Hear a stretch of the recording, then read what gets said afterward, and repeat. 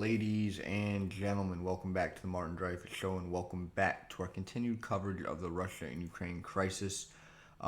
This video is going to highlight another round of failed peace talks between Ukraine and Russian diplomats, and show some more disturbing war footage, so viewer discretion. Tonight, no reprieve from attacks for Ukrainian civilians. The Russian aerial assault just keeps coming.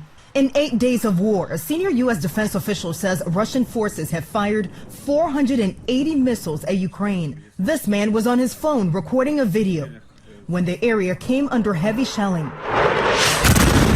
Drone footage. We saw that video, and that video was definitely overwhelming.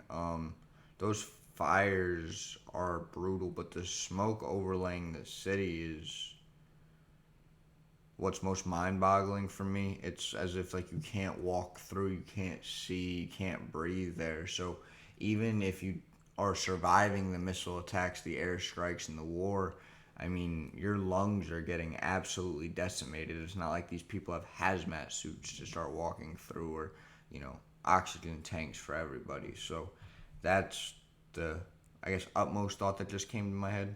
Footage also shows the scorched debris of homes in a residential neighborhood near the capital city of Kyiv, belying the Kremlin's false claims that Russian troops are doing everything possible to preserve the lives of peaceful citizens.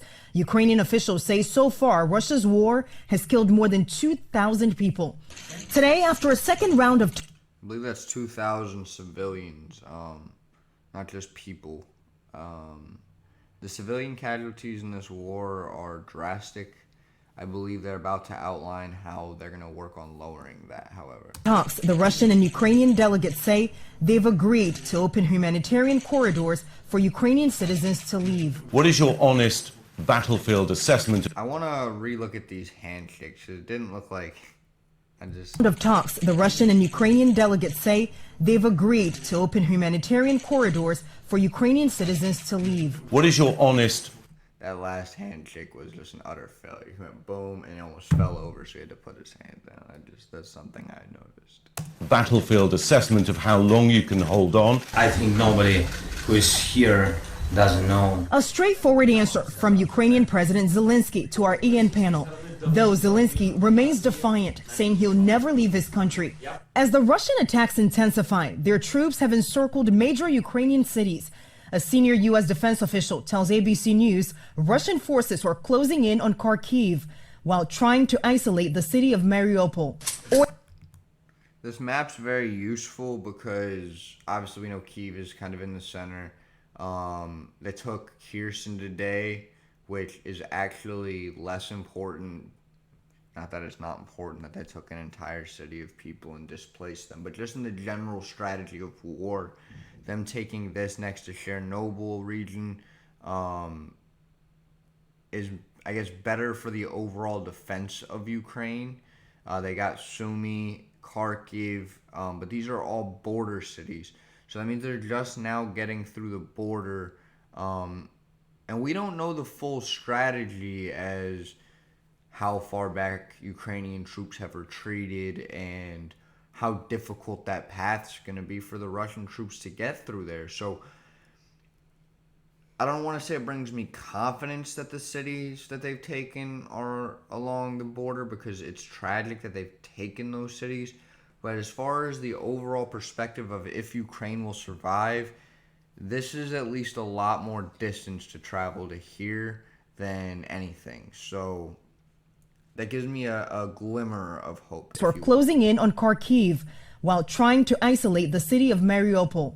Ordinary Ukrainians taking up arms. Peter Zalmayev, a Ukrainian broadcaster with no military training, is among those leaving their families, heading to fight on the front lines. This is a do-or-die moment for Ukraine. And President Zelensky is once again... He's a journalist. I feel like they could have given him a few more than one line in their broadcast. I feel like that was a little rude.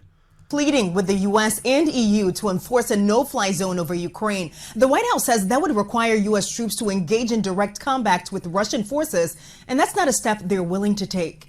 In Washington, Faith Abube, ABC News. So my final thoughts on that is I'm most ecstatic for the fact that there are humanitarian corridors. The war is intensifying. We know this. We know other countries are not going to directly engage with Russian troops. But what step that was made today that is the greatest news that any of us probably could have received is that they're letting civilians leave, which is essentially a ceasefire until the civilians are gone. Now, the reason, of course, Russians agreed to this is because they got to regroup. They need a few days to get things together, and the Ukrainians obviously agreed so they could get their civilians out of there. Now, my worry is the few days to give the Russians that time to regroup is probably not the smartest thing to do. They should go on the offensive.